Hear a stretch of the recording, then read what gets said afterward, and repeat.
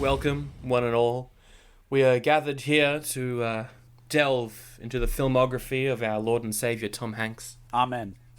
You there in the front row, is your name Zach? Nope. Oh, what's your name? Brian. Brian, right, of course. You've been coming here for like 10 years. Exactly. Sorry, I forgot Brian. I'm actually offended that you don't know my name. I'm incredibly high right now. How has Tom Hanks changed your life over the past week, Brian? Tom Hanks has had an incredible influence on my life. Ever since I saw Toy Story. Oh, yes. I've worn only cowboy costumes. Brian, I hate to interrupt you, but you know this. This is a group celebrating his live-action filmography. I thought it was just all Leave. Okay, bye. Leave. See you later. You there in the middle, what is your name? I think you're new here. I'm new. Yep. My name, Jacob. Oh. My claim to fame, managing to watch these two movies. Wow. That's a feat worthy of praise. Hello and welcome to Oldie but a Goodie. That was a very low stakes, low energy intro. Very different. It's very chill. I could believe you were high. This is Oldie Buddy Goodie. Every week we're like, what? Seriously, what came out this week back in 1984? Pick one movie, we do it. Except the movie we're doing this week came out last week because nothing came out this week. And then we're also doing a film from March because why not? Tom Hanks is in it. My name is Sandra. As always, I'm joined by Zach. I think you mean Brian, but yes. I refuse to stoop to that level. We're also joined by our guest, Jacob. Hello. Shalom. It's good to be back. It's been a while. You guys, I haven't been listening as much as I could have been, because I don't know any movies from 1984. I just don't recognize any of them. That's fair. That's going to become important later. So, a movie called Bachelor Party came out last week back in 1984. And originally I went, well, that doesn't look like it's going to have too much of a plot and not much to talk about. So let's do the other Tom Hanks film from 1984, Splash, because it's gotten really popular this year. It was released on Disney Plus. And became a bit of a meme. We'll talk about why later. But anyway, it turns out Splash was a notable, but not super notable. Bachelor Party was wild, on the other hand, and really we could have just done an episode on that. It is off the hook. If there was a hook, it would be a hooker, is what it would be. Because that's the main focus of this episode. Oh man, it was so bad. I'm so excited to talk about that. First impressions, I really enjoyed both of these. I thought both of them were pretty enjoyable. What did you think, Zach? I had mixed feelings about a certain one of these movies we watched. On the one hand, I laughed. On the other hand, I was dying on the inside the other half. And then Splash was good. I like Splash. Okay, yeah. I think, Jacob, what did you think of these? Okay, so, the reason why I wanted to mention that I haven't heard so many of the 1984 is because this one Bachelor Party aged so badly. Now, okay, you say that, but yes. Out of every single party film I have seen pre-Superbad, this is aged better than all of them. Okay, that's good. So we can talk about it when we get to it, but... It just means all of them are terrible. Yeah, and this one has Tom Hanks in it, so... Yeah, Tom Hanks, funnily enough, plays this character who's meant to be like this, whatever, like, not super great guy, and he's the most decent of the entire movie, literally. Yeah. But first up, we should talk about Splash. First impressions of Splash, Jacob. What did you think? Yeah. It was... Yeah, I guess that. Yeah. Like, they made a full movie out of it, which is something. Yeah. An hour and 50 minutes. Yeah. Probably too long. Yeah. But I did enjoy it. I did quite like it. I liked it. I thought it had a goal and it completed it, and it didn't really differ too much. Like, it started off, I hate his brother. He got better, which is surprising for a 1984 character, because usually if they start off bad, they get worse. Yeah. Not better. But he got better, and I kind of liked him by the end. But yeah, the main focus of the whole movie was just their sort of story, and I thought it was a bit long though. I will say. It was a bit long, but yeah, it was quite sweet, and there was some nice stuff in it. One thing that I would say that people that have heard me on the podcast would know: the only movies that I value worth watching, guys, as you can remember, are Cool Runnings and School of Rock. And those are the only two good movies. Yes, exactly. Thank you.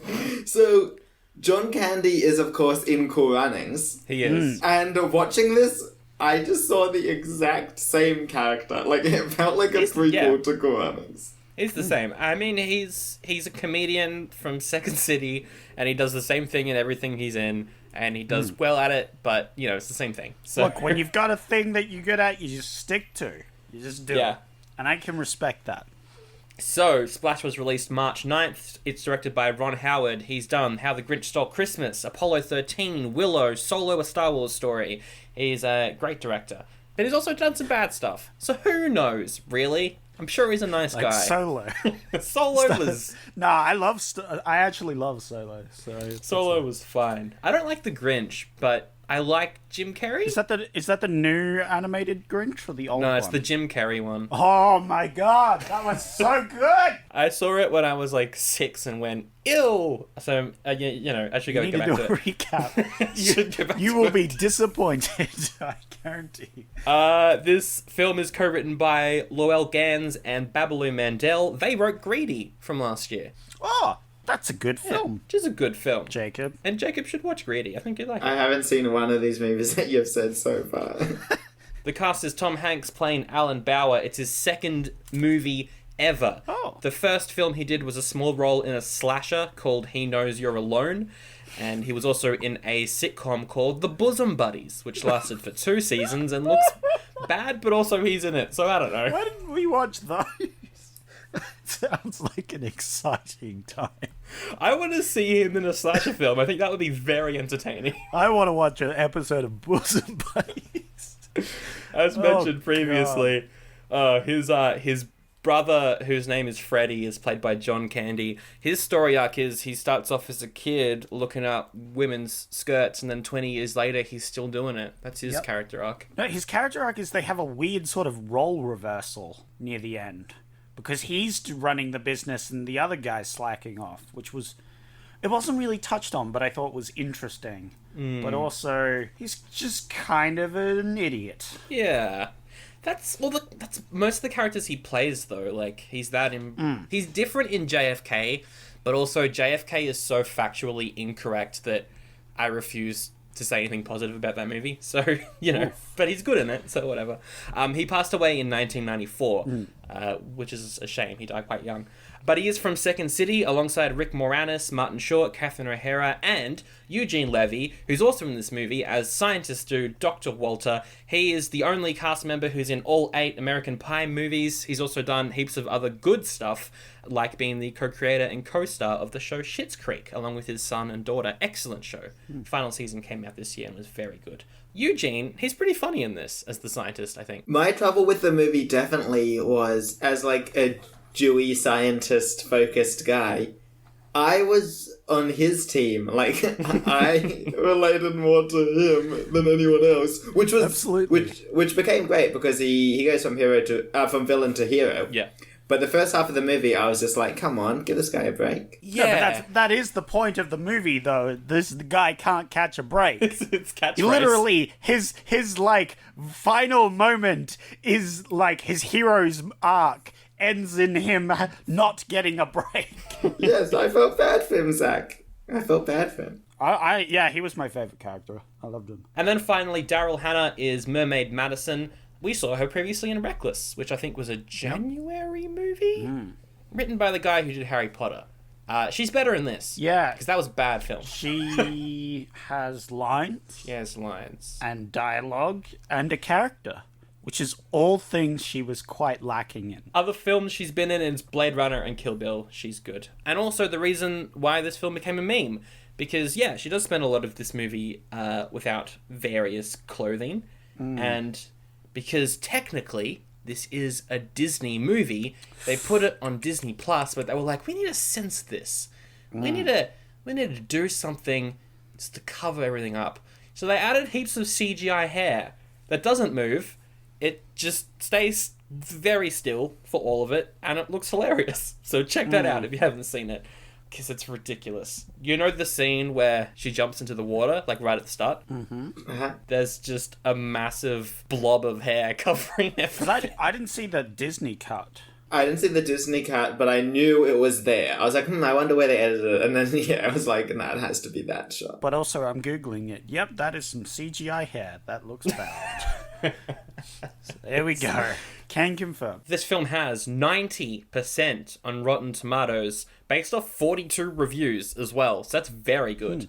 It doesn't have an audience score or any audience reviews, which is a bit weird. But Zach, you said that it could be because it got reviewed bombed and they just removed it. Yeah, there was a whole lot of memes going on. Haha, she got censored. Lol, lamau, dab dab. You know, that sort of internet stuff. It does have 6.2 out of 10 on IMDb, though, so audiences do like it, and they loved it at the time as well. It was a hit. It got nominated for a bunch of stuff. Daryl Hannah won some awards for her performance. It was even nominated at the Oscars for Best Original Screenplay. Wow. Also, apparently this movie inspired lots of parents to name their kids Madison, because that wasn't really a thing before this, apparently. Oh, I heard about that. I legit heard about that. Yeah, because that was a scene where it's like, Madison's not a name, and I'm like, but it is a name. It definitely is a name. So that makes sense. That's so weird. This film cost $11 million to make. I've only got the domestic numbers here. Let's have a bit of a prediction off. What do you think it made? 50 mil. Okay, you said it was a hit. So I'll say 49 mil in the spirit of You competition. bastard. I'm going 48 mil. Oh, I'm changing it. I said I would. You're going in the wrong direction. You're both going on the wrong direction. You gotta go up.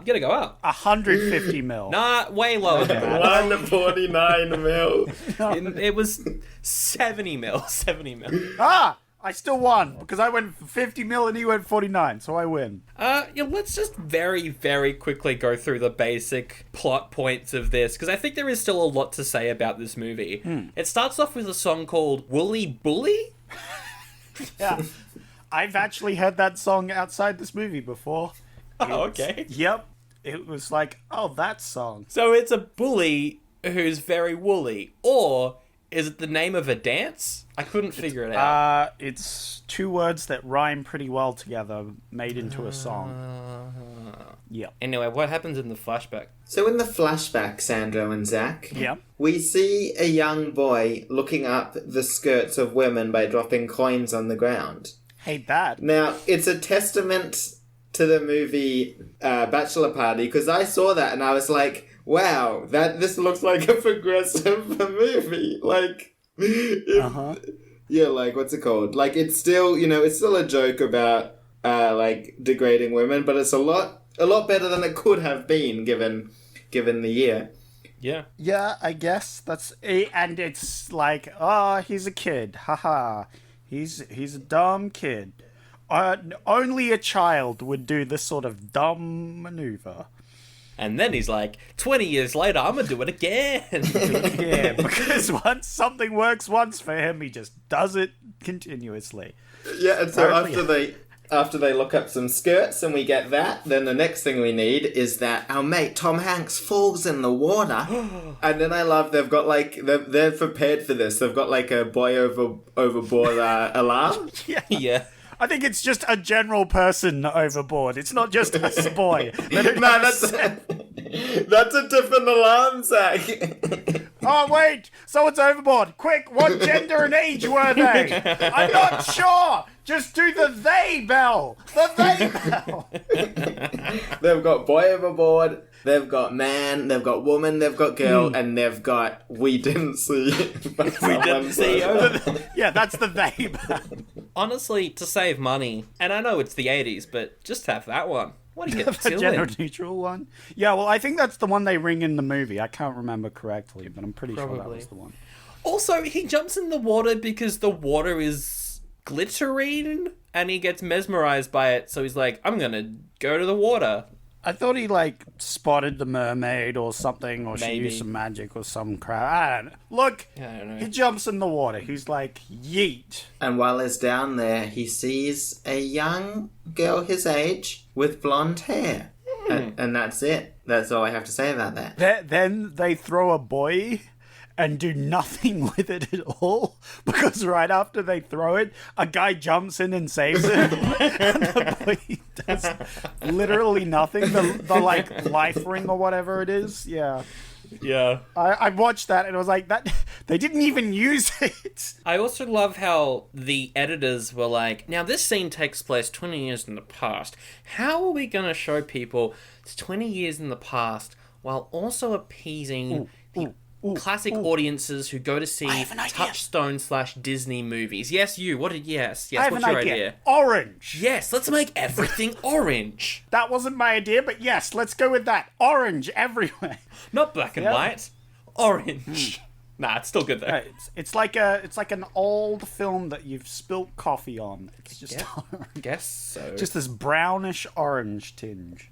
Anyway, Tom Hanks in the future, the present? Who knows? He gets dumped and he's sad. So he goes to the beach and he goes looking for a mermaid and he almost drowns. But the mermaid, she saves him. And then she's like, sup, I'm horny. Wow, you skipped over a big chunk because we see he's got like a fruit company. Oh, yeah, there's the whole fruit company as well. That's important because they get some slimy cherries. What are they going to do with that? Well, his brother made a gamble with the dude, and now they have to buy them. Hey, Jacob, yes. I got a question for you. Please. The brother is not great at business, goes to clubs, is gambling with his business, yet also gets invited to a party with the president later on. Do you think that adds up?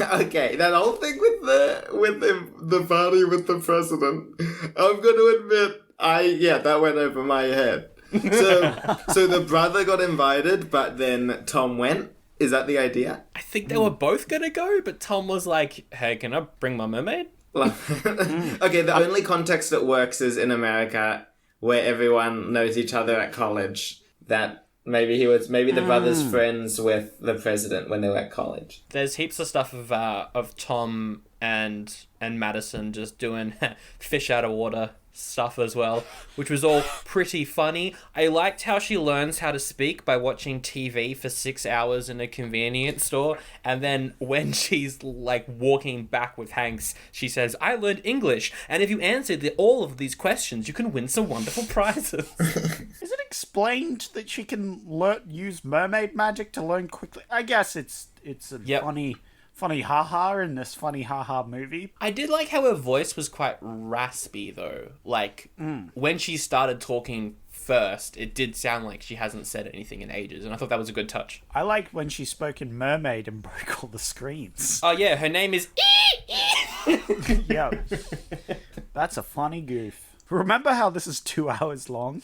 And this is what they do. This is what they spend time on during the movie. It's so funny because, like, my thoughts about this movie in general were so just like, yeah, I guess that's a decision. That the only thing I have to talk about are, like, really specific things. Yeah. What about the Statue of Liberty? Did you know that the Statue of Liberty was a gift from France? That is in this movie. Okay, so here I have, what's it called? That Tom Hanks, his juggling is legitimate. When he tries to distract people at the Statue of Liberty, that's not CGI juggling, that's real juggling, which is cool. I like that. They couldn't teach an actor to juggle for one scene, so they just CGI'd it. No, there's lots of movies where they do that. You wouldn't be surprised how much CGI juggling there is in the world. Oh, wow. I would be surprised. Something else I thought.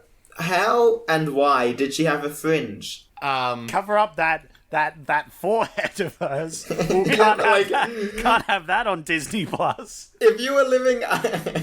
Good joke. If you were living underwater, what, you just got scissors down there? You're just giving yourself a trim? No, the hair floats around, right? So like if you're moving forward, it's going to go up in the air. But hang on a second. But every time that she's underwater, I'm pretty sure she flips her hair out of her face. Yes, she does. So she does. I remember that. Oh, look, my argument failed at this point. You might win this round, Jacob. Thank you. It's the most unrealistic part of the whole movie, that fringe. Okay, so that is... Imagine you're at the Statue of Liberty, right? Mm-hmm. a naked woman walks up to you. Oh, I gotta get a picture right now. I have to get a picture with her. How many reactions would you have before you were like, picture, take a picture with me and her? Oh, immediately I'll go, oh, boobs, quick, picture time. There's also the guy with the binoculars that swings them around so we can get a closer look at her. Oh, right. While his wife is just standing there. This happens a lot in these movies because it kind of happens again in Bachelor Party where a couple walk into the party. The guy is like, right, the drugs are that way, the hookers are that way. And then the guy is like, all right, I'm going that way. Yeah, that was cool. How these two movies, very different, but in lots of ways, very similar. Very sexist. Yeah. It was a different time. It was a different time. Our classic catchphrase. But guys, my favourite part about this whole movie is how, let's say there's a danger approaching Tom and Mermaid, right? Yeah. They never ever run. They always first kiss, Oh, right. Oh, my God. then they run. They spend so much time instead of, like, running away. Literally, the end scene where the scientist sacrificed himself, it's like a minute scene where they have a conversation after just being in a, like, neck and neck chase with a car. They stop and take a minute to have this conversation, and I'm like, surely they're captured by now.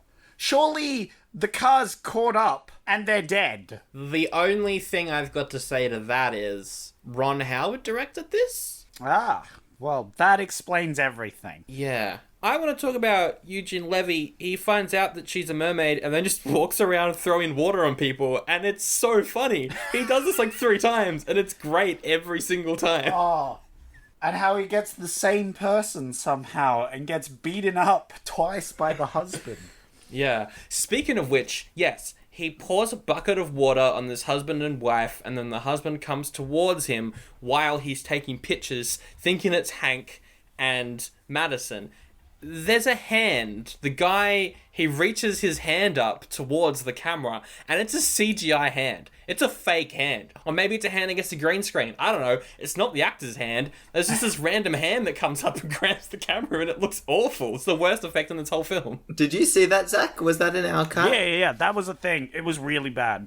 It was genuinely, like, really bad CGI, but it was for 2 seconds. Yeah, I remember just going black and then you hear the punch and sound effects. Yeah. It's the hand comes up and then it goes black and then it gets punched. Oh man, I missed the bad CGI hand. Yeah, it's really bad. It's literally like a blink and you'll miss it sort of scene as well. That's such a shame. Yeah. I was gonna mark this Goodie if only there was more CGI body parts. Well, my God, news for you. Well, there we go. There was no legs or tails, unfortunately, but we got hands. Yeah, there was a tail. There was a fish tail. There was a fishtail, but it wasn't CGI, was it? No, I think it was all practical. There's one close-up on her leg turning into, like, getting all scaly, but I think that was also practical. I'm not too sure. Yeah. I remember the leg getting scaly was, like, the bathtub one. Yeah. Yeah, that's practical. It's all practical effects. Yeah, I So, thought so. you know, Thought so. Nice. no CGI. Stick to the practical effects. That's what you're good at back then. Eventually, though, Levy, he manages to get water all over Madison, and then she turns into a mermaid, and Hanks is like, oh my God, you're a mermaid! And then they both get captured and taken to a military facility underneath a museum for natural art. Yep. And fish. There's a section on fish. He's really not down with her being a mermaid. Yeah. Oh, there's that quote. There's a quote where he's like, all my life I've been looking for someone, and when I find her, she's a fish. Yeah, I was so disappointed in him. He got mad at her. Can you imagine that? Yeah. She's locked up in a US military testing facility, and he has the goal to be mad at her? They keep saying that she's not human, though, but the point of a mermaid is it's half human, half fish, so she is half human. She's not... It's racism is what it is. And I won't stand for it. Legitimately, though, it is a breach of human rights. Does the Geneva Act cover mermaids? These are the hard-hitting questions. Yeah, look, that's the movie I would have liked to see. A mermaid's rights movie? Oh Hell man, yeah. I've got my sequel. Okay, so it's an alternate movie where it starts with the guy wedding her and we see that she's a mermaid, right? And then the military arrests her, and then we see a movie about the lawyers arguing that the government lawyers are saying she's a fish and we can test her, and the good lawyers, it's kind of like the movie Spotlight. Mark Ruffalo is the good lawyer, and he's arguing that she's a human with human rights, and it ends with her being released, and they don't do one test. Nice. And then it wins Best Picture at the Oscars. Yes, exactly. Not just nominated, no. I just want to see that scientist, the like jerk bad guy one. Oh yeah, the real bad guy one. Yeah, he's the real bad guy. He talks with good guy scientist, what's his face? Can't remember his character's name. Yeah, Levy. But they're talking after they've captured the mermaid. And he's like running away, and the good guy scientist is like, "You're an asshole," because he is. And then the guy's like, "Well, I don't respect you as a scientist. Go find another unicorn."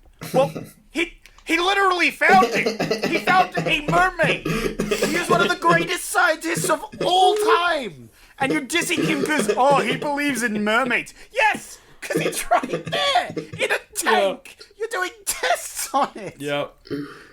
I was so mad. I was like, this guy is the biggest ass. You gave him crap earlier for going after mermaids, because of course they don't exist. But he's now proven that mermaids exist. One of the greatest discoveries of all time. That is a hell of an insult, though.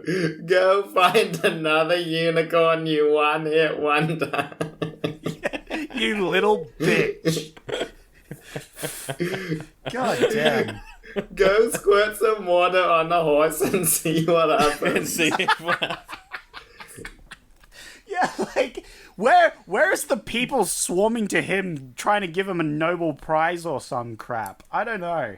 That was the bit that infuriated me. Is like, after this, he should have been on the up and up, you know? Because, like, he was the one that brought all the attention to this, and then they gave him crap for it, rightfully so.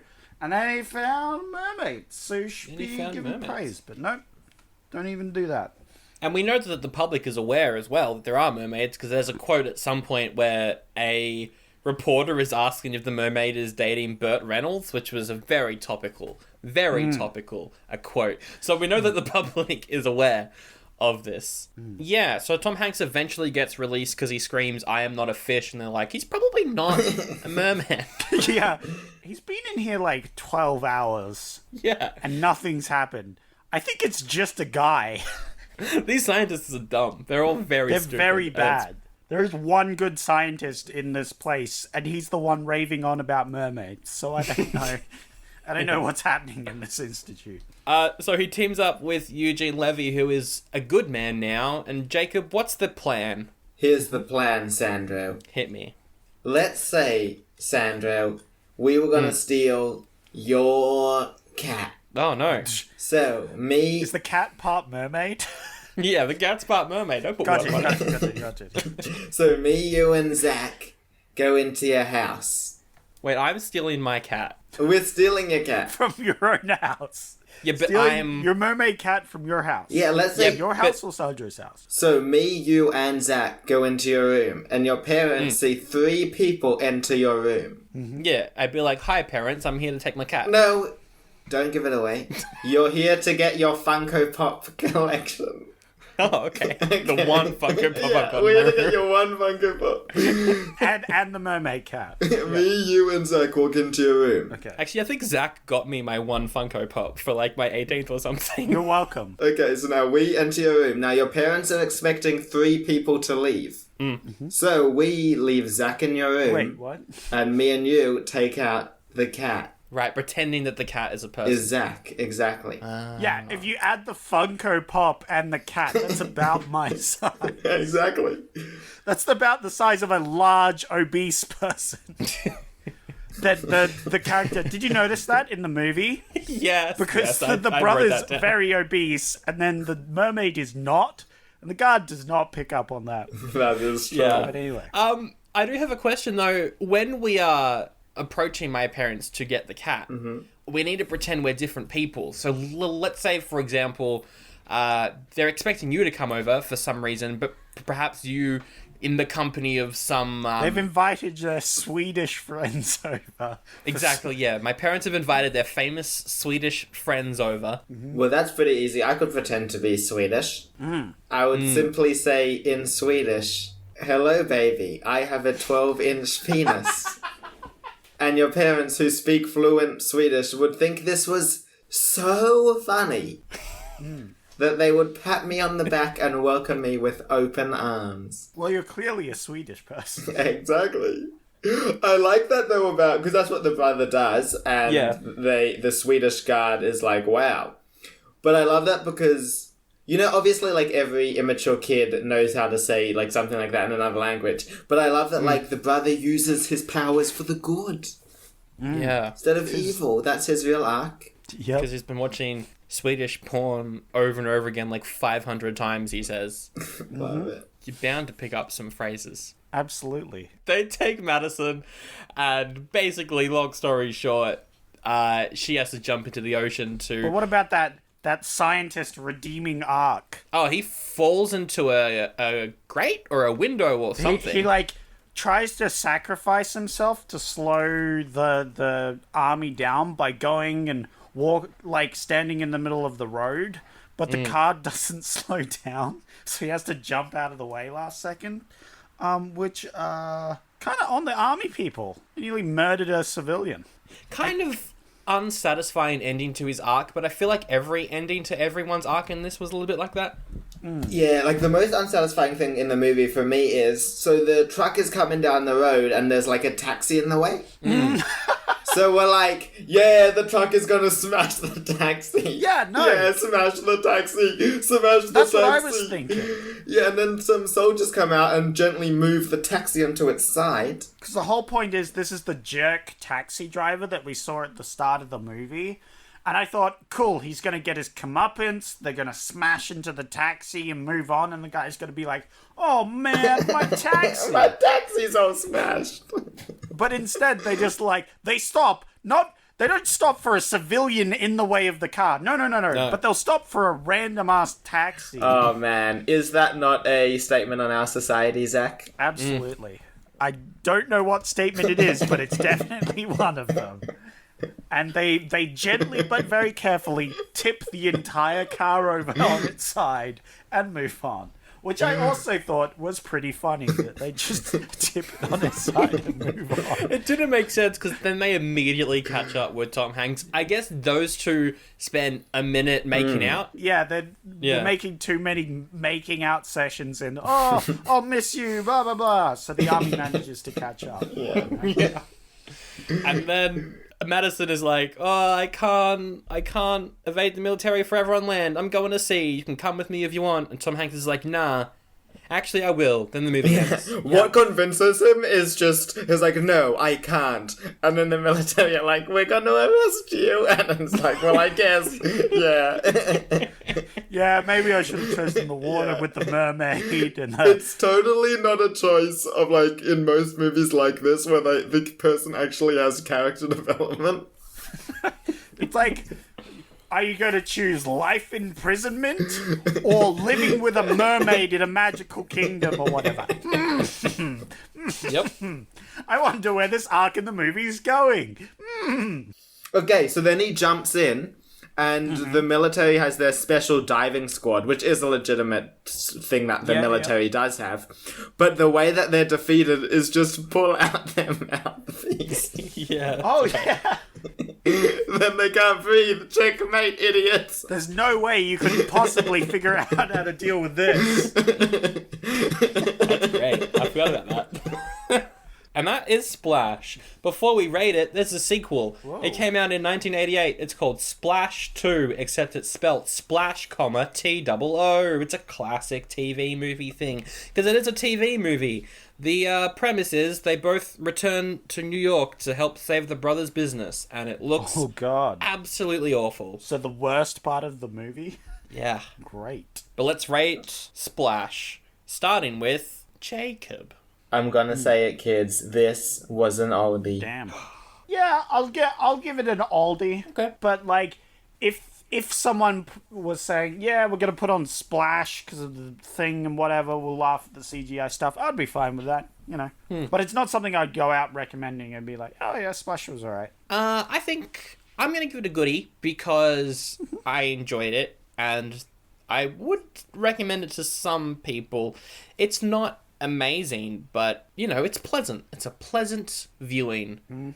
Perhaps for a younger audience member, obviously watching the censored Disney version. Yeah, gotta put that hair in the way. Yeah, can't be having none of those bums for young kids. Or foreheads.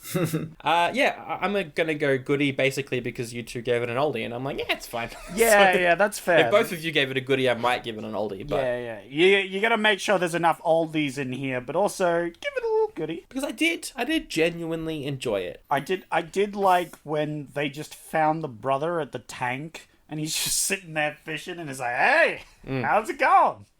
It's like, yeah, he's getting arrested and put to jail. Yeah. Yeah. Look, I reckon He's going away for life. on that gag, like, that gag is a good gag. And there are some good gags in this movie, but it's like a sandwich with way too much bread, you know? It's like, at some point, I do like a lot of bread. you've got so much of the hand set up for a few jokes. Have you ever tried a jam sandwich before? It's where you get 2 slices of bread and jam it together.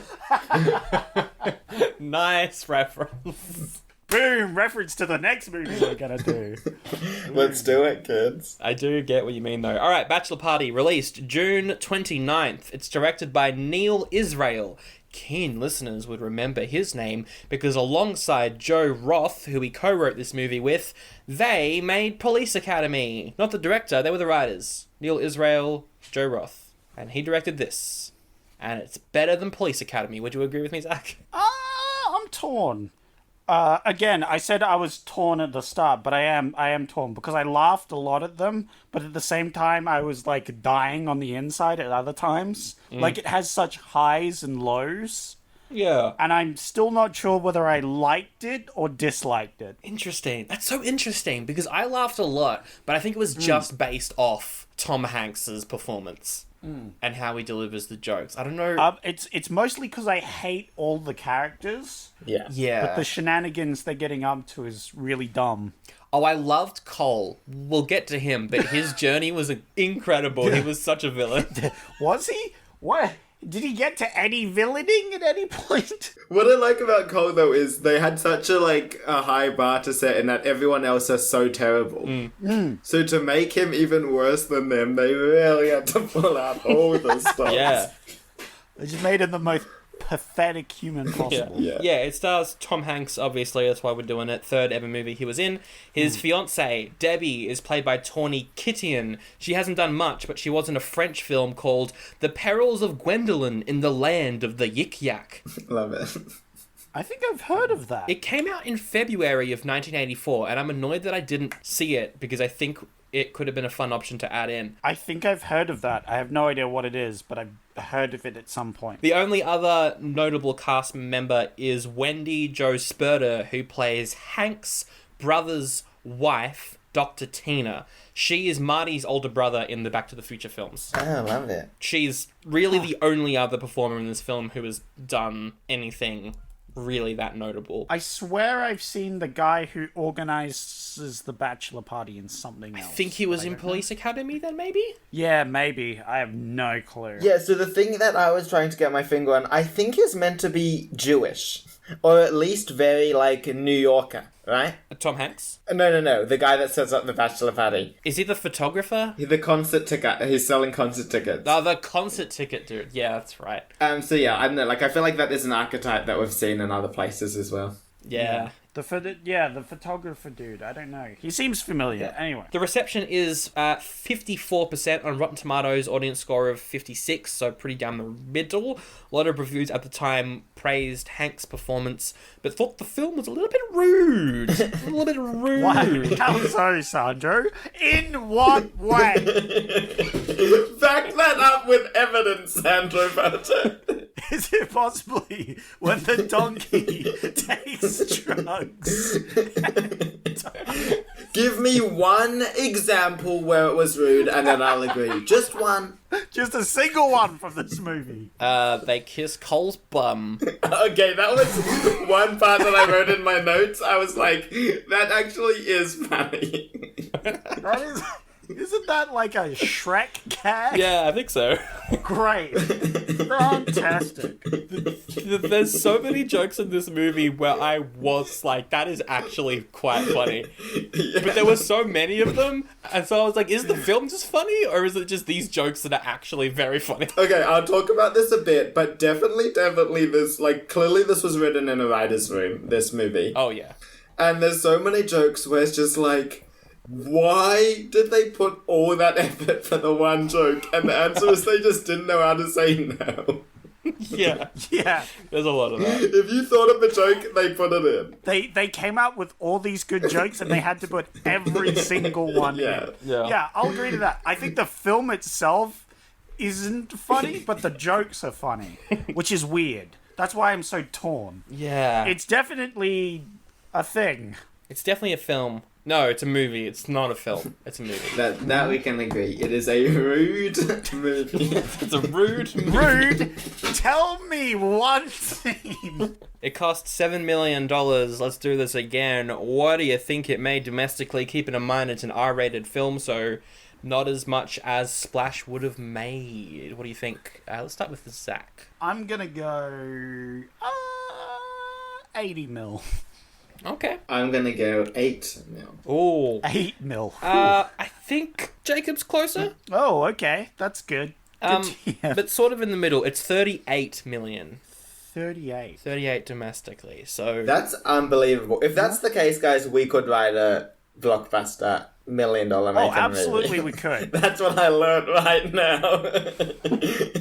It hurts sometimes hearing some of the movies that have made money. Alright, let's jump into it. The font. What the heck is the font?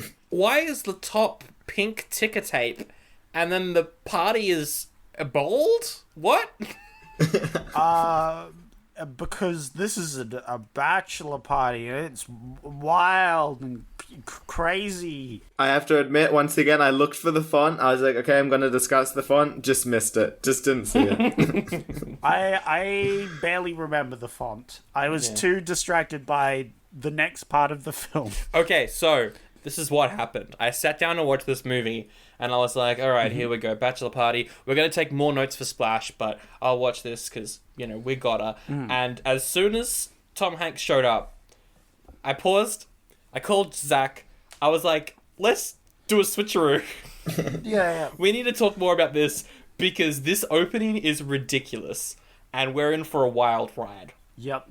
Literally. Nice. As we open up with him driving a bus, a school bus, that is, up to an old nun who we get no character development on throughout the rest of the film. She's just there. She shows up later. She shows up once. I remember it. Don't you worry. I had a lot of questions and very little answers. And he's late. So he decides to use a tactic. What sort of tactic would you use to make sure a nun wasn't upset with you? I would say, I don't know. Maybe I'd hit on her? I think I'd hit on her. Ah! I would lie. I would say, sorry, I'm late. Mm-hmm. I was just in traffic. All right, we're going with Sandra's idea. At least that one was interesting. All right, we're going to hit on this nun. He hits on this nun. So we've set up his character, and we're like, okay, there is no way that it is possible to be more misogynistic than hitting on a nun. Let's introduce the second character. On the way to introducing them, make sure he gives out Playboy magazines to kids. 10-year-old children and has a hula girl with big breasts on the dashboard. Just to make sure you know how misogynistic he can be. I did really like the quote, though, when he's leaving the nunnery or school or whatever it is, and he says, "Attention, passengers, we are now leaving Nun Capital and are well on our journey to hell and beyond." I thought that was a really good quote. The children are also being told to gamble or doing gambling in the back. Yeah. Just every sin you can imagine besides violence. And they're still hitting each other. There's no murder. Yeah, they got violence. There's definitely a fight club happening on that bus somewhere. Yeah, 100%. But yeah, Jacob, how can they be more misogynistic than this opening? Okay, so seriously, this movie is so bad. Okay, so then we see a woman bring in her child to have a photo shoot. Yeah. Oh, no. And she's wearing a low-cut shirt. Yeah. So our cameraman, rather than take pictures of the child, takes pictures of the woman bending over. Now, something that we've seen, it believes, in 1984, is that if a woman with large breasts is in the vicinity, what must one do? Ask if she's married? That works. Also, get a picture with them if you've been... Get a picture. If you've been listening. That's it. I love this. So he's taking pictures of this model shoot with the lady and her kid and himself, and then his friend comes in. Why is she so down with this? I get it's for the movie scene, but she's goes to take a picture with her child, or just the child. Then she gets involved. Then the cameraman decides that he wants to get involved with the photos. Yeah. Why are you letting this happen? Then the cameraman's like, yeah, let's put this child to sleep. You go to sleep now. I'm just going to take pictures with your mum. And then Tom Hanks comes in and is like, I'm going to get in on this. take more pictures. So she's taking pictures with two complete strangers. Yeah. It's a good time. We very quickly brushed over it, but as soon as she's introduced and the cameraman does the close-up on the woman, there is a dooring sound effect. Oh, yeah. The second time that's happened this year. If I was that baby, I would breastfeed till I was 17/18. That's, Direct quote. that's another quote. So can we get worse? Then we get the third character. Oh, who's it? Oh, the car fixer dude. Also known as a mechanic. No, he's a car fixer dude because he's not a mechanic because he's bad at his job. Oh, I guess, yeah. That's no, why- that would be an insult to mechanics, Yeah, I guess. he's car fixer dude. Is he misogynist? Can't remember. He's not. Nah. He's just a bad character that I hated the whole time. He's really loud, rude, and likes to eat like an animal. Oh, that's right. Yeah. He's the dude that walks up to the couch with the two women on it and then dives his face into a bowl of chips. Yeah. Yes, he does that in the movie. And then he, spits water on one of the or soda or whatever that he's drinking, just on one of the ladies and moves off. He's just not a cool dude. He's an ass. Real bad. Okay, but can we do worse than him? You know it. Concert ticket seller. Oh man, he does look familiar, this guy. If you're watching, look at He that. looks like Ben Russell. Yeah, he kind of does. That's a local reference for everyone. It looks like Melbourne comedian Ben Russell.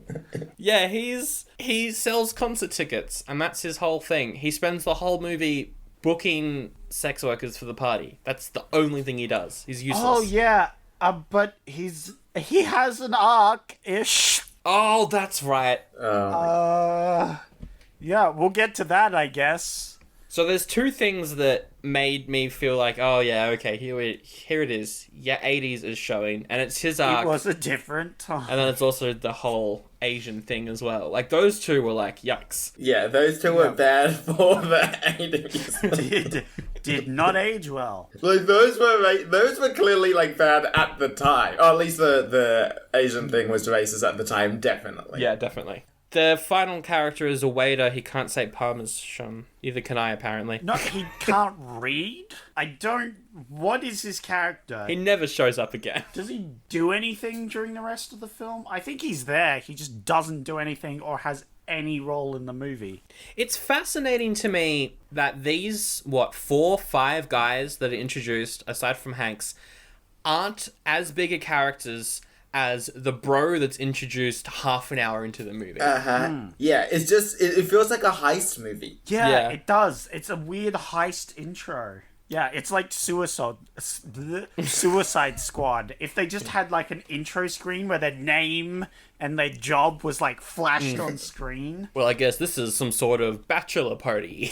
They do say that though. They do go like, we gotta have some sort of bachelor party. They do say that. Yeah, They literally say that. I wrote that down as like, oh, okay. They just literally say that. They're all having lunch together and Tom Hanks has got big news.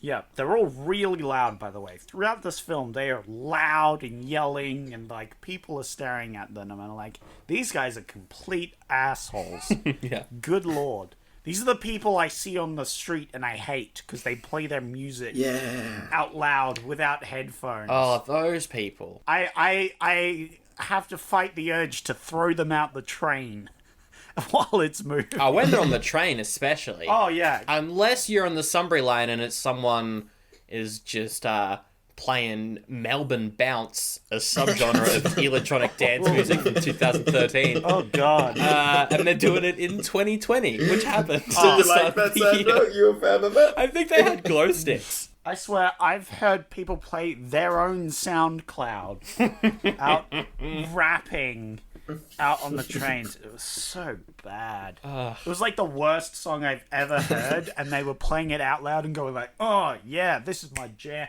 Like, they were trying to sell it to their friends. I have no idea. It was bad. Anyway. Yeah, what happens, Jacob? He's got some news for his friends. He's got some news. He's going to be getting married. What? Now, obviously, as these characters aren't characters, they're just stereotypes of different types of guys. Mm-hmm. They are initially not into it, and then immediately into it when they realize they can have a bachelor party where they can have drugs and pay to have sex. There's a quote from Tom Hanks where he's like, don't worry, guys, nothing's going to change. We're still going to go to the bowling bar every Friday night. We're still going to go drinking every Saturday night. And we're still going to wear each other's underwear every Sunday night. I love you guys. Okay. It's such a weird joke because they don't give it any time to land as a joke. And then also, why put this in your movie? Because they didn't edit anything. That was a great joke, Greg. Yeah, put it in. Put the joke in. Swapping underwear. Hooray. The other thing as well is it doesn't seem like Hanks is that good of a comedic improvising actor. At least from what I can tell from the few comedic films I've seen him in. So all this was scripted. This was all scripted, probably. Oh, absolutely. Yeah, very much so. Let's go to the clothing shop that Debbie works at, where the dressing rooms... Oh my god, the clothing shop. I had so many questions. Who is the lady? What is she doing? Who are these people? Why is she serving a customer when she asks? Why is everyone in the shop dancing? Seems like yesterday I taught you how to give a blowjob. That's a quote. Dramatic pause where everyone stares. That's a gag. Put it in. Put it in the movie. I love this gag. Yeah, Put it in. If it's not a gag, it's a reference. Like, I wrote, like, at the end, like, it feels as if these people just learnt about having sex. Like, every single character is 12 years old and just realised that human beings have sex. Let's make the movie now. Let's go. Which is why these sort of movies work when they're all teenagers. That's why every party movie is that they're teenagers. For a bachelor party, it doesn't really make sense. Yeah, it's really weird. Tom Hanks is in the kitchen. He's juggling meatballs again. More juggling. I love me some paprika. Yeah, that was the first joke that I saw that I liked, where he goes, the lucky spice is paprika, and then the gag is he's just using one spice. He doesn't know how to cook. That's what I wrote down. He does not. This scene is wild. It's crazy. I think it's one shot as well with him walking from the living room to the kitchen, then just going nuts. Where he's welding stuff. Oh, yeah. You don't get any explanation as to why, but he comes and welds some food. He uses a torch on them. He talks about what I think I agreed. I wrote down, I love dead animal meat. Oh, yes, the exact quote was, and what meal would be complete without a little bit of dead meat? Yes, America's favorite food, dead animal flesh. Boom, that's a joke. Put it in the movie. I don't think they even had to ask, put it in. It was just like, that's a joke, it's in, yeah, next. And then he and Debbie sit down to eat it, and he says, "Nah, this was bad. This is definitely the food prison riots are made of. Put it in!" And just before that is like, the potato salad, it's crunchy, and it's just like, raw potatoes. It's like, that joke makes the movie worse. I remember, that's why I wrote in my notes, what the fuck is he doing? Like, somebody needs to explain to these writers that a bad joke breaks the reality of the movie, stops you suspending your disbelief, wastes your time. It's not just nothing. But there's so many of them. At least one's gotta land every 5 minutes. Exactly. If you keep putting jokes in the movie, one of them will land. That's the way you do it. It's, yeah. I liked the next joke where when they're about to bang and he pulls out a whisk and he like spins that around and then she's like, "Oh no," and he's like, "Don't worry, we'll take turns." It's so funny because it comes back, they do a callback. When they're getting married, he brings out the whisk. Gotta bring out the whisk. Whew, that's when you know it's getting kinky. Out of everything they could do a callback on, he's bad at cooking. Do a callback on that at the end of the film, not the whisk. So the priest says you can kiss the bride, and he doesn't. Rather, he pulls out the whisk and chases her off. Imagine being in that wedding. Yeah. Is the marriage not complete? Do you have to do that? I don't think you have to know. kiss. No? I mean, you sign a contract, so I mean that's the marriage done bibbity bob. Yeah. Okay, so this lady hears that her fiance is going to be having a bachelor party, and she just has one request. One simple request. In whole words, no hookers. Mm-hmm. Yep. That's just an important plot point. Yep. That's a one request. I'm sure there'll be no hookers during this movie now. Okay, 17 minutes in, we introduce the brother because we still need to meet some more characters. Absolutely. So that brother, right? Now he's married, and do you reckon that he's a fan of married life? Oh, absolutely. Everyone knows that there's a stereotype in the 80s was that everyone loves marriage. And that they love their wife. My wife. Well, then both of you actually will be shocked to find out What? that this man finds his wife burdensome and feels like she's an anchor weighing him down. No. Yeah, I'm not lying. That's how he feels. No, he does. The thing that makes it worse is that she is the strongest female character in the film. Yep. She's the best female character in the movie. Yeah, she's a doctor. She's cool. Yep. Yeah. She also doesn't want him hanging around hookers. So that's two people in the movie that were guaranteed not going to be around hookers at any point during this movie. Wouldn't it be funny if, to avoid shaking her hand, which she has just been using to check this old guy's prostate, Tom Hanks says that there's going to be hookers at the party? Oh. Okay, also, let's imagine we're in a writer's room, right? And there's a scene of a colonoscopy. Yeah, absolutely. So I pitch, hey guys, she's just got her hands in the guy's bum. What if she tries to, like, touch his face? Is that something? Yes. Put it in the movie. Put it in! Done, yes. Put it in there. And by in there, I mean the old guy's prostate. Put it in there. Wait. How about we also have a moment where she introduces Hank to the guy who's getting his prostate checked, and he's like, "What's up, dude?" Yeah, that would be funny. No. So they come in on the scene, all right? This is how it's going to play out. They come in on the scene. The doors open immediately for this colonoscopy. Yeah. And we see that she has her hand up his skirt. We don't see anything past that, but we see something's going on because they've left the door open for this procedure. Then they all turn around and they get introduced. Okay, this next scene has a lot to unpack in it. So we cut to Debbie's family. They're all playing tennis. They're all really good at tennis. You know, Debbie's quite good. Debbie's dad's excellent. Debbie's mum, she's a pro. Tom Hanks, he hits the ball too hard. He's not a good tennis player. He hits it out of the court again and again. How about we have a joke, right? Where he hits the ball so hard it goes out of the tennis court. hits this random guy on the head, and then the random guy says, "Oh, one of these days I'm gonna burn that court right to the ground." Is that funny? I wrote that in my notes as the most unneeded line in the history of making movies. Oh my god, yes. It's just do the zoom out, because they do this. They zoom out and you see all these tennis balls in their back garden. Just do that. You didn't need him to have a line. You didn't need a line in this movie. Yeah. And it's not funny. Of course he's inconvenienced. We understand. We get that. We understand the concept.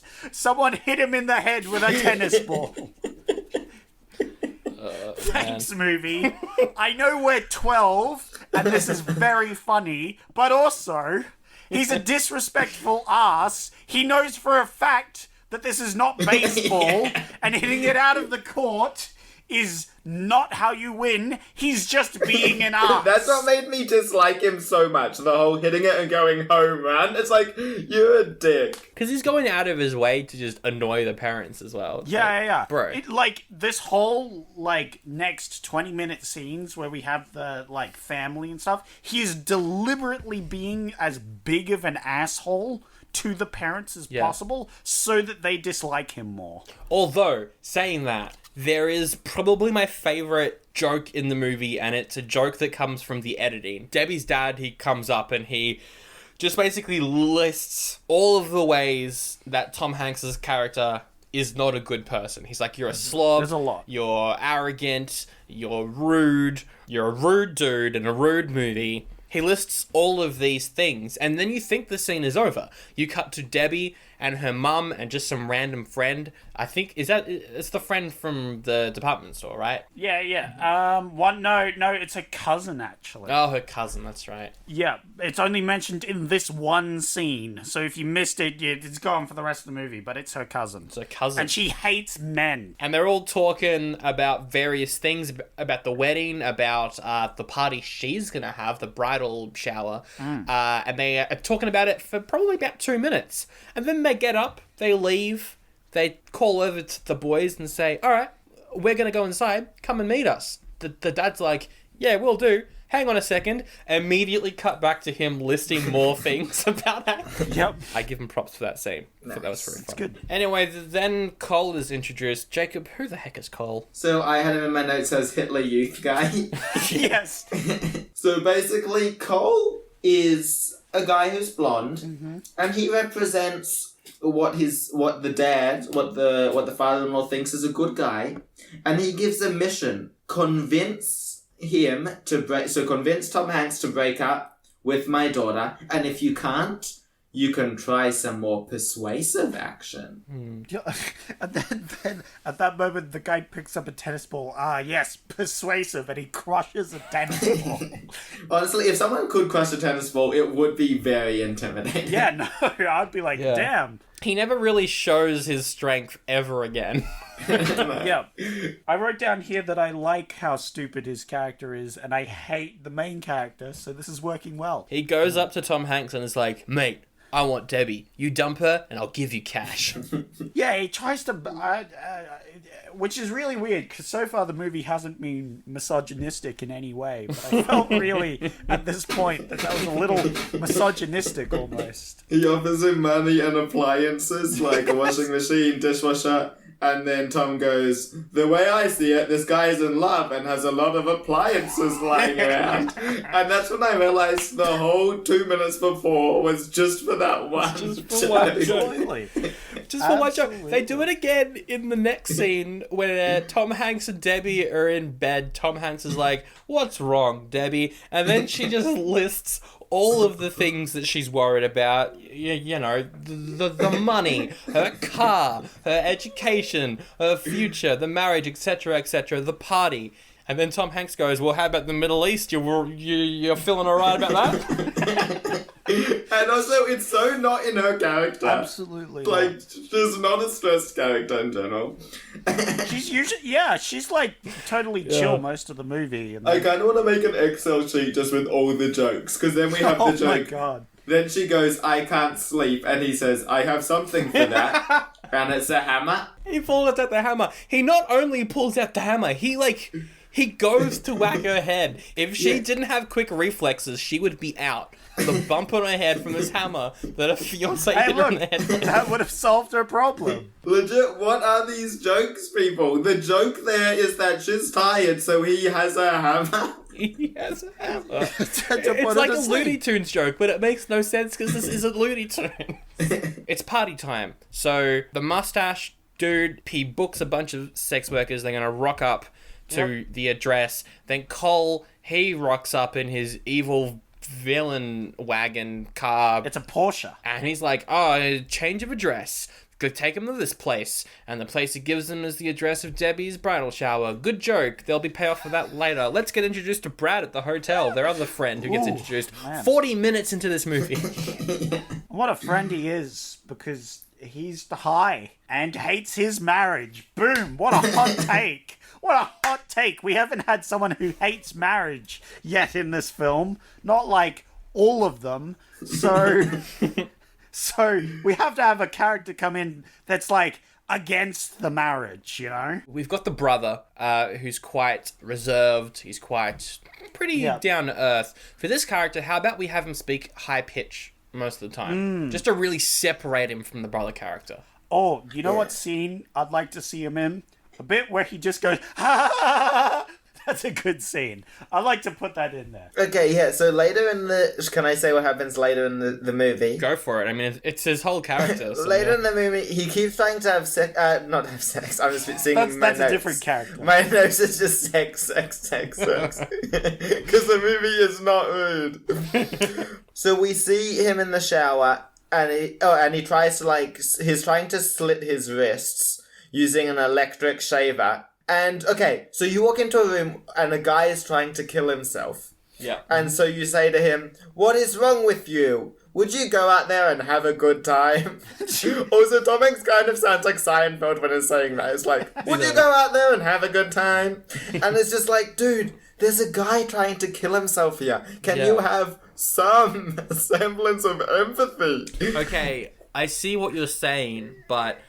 he's using an electric razor, and that's very funny. And so, when Tom Hanks comes in, he's like, what is this hilarious scenario I found myself in? Okay, then the 8 other times he legitimately tries to kill himself. It's seriously like... I don't know, man. I don't want to be a grumpy guts about this, but watching that, it's just like, that's just not funny, guys. No, it's not funny. It's genuinely not funny. I think the rest of the boardroom disagrees. Yeah. One guy said he wanted that joke in, and so it's in. Boom. It is really not funny, though. Like, they play it off as a joke, but there's a scene where he's just got his head in water and he's drowning himself, and you're like... This doesn't feel like... Because Tom Hanks is there and he's cracking jokes. And it's just like, what? Yeah, there's a bit of a contrast there. Because he tells him to, like, go out and, like, laugh and have a good time. So he just goes, ha! Yeah. It's like a very fake, high-pitched laugh. And he's like, oh, no, have the fun first, then the laugh or whatever. I don't know. And it's just like, yes... That's great advice, but he's also trying to kill himself. So if you could do anything other than tell him off and kick him out into the party full of lethal drugs, we know they're lethal because someone, I'm not going to name characters, one character. Oh, we will, yep.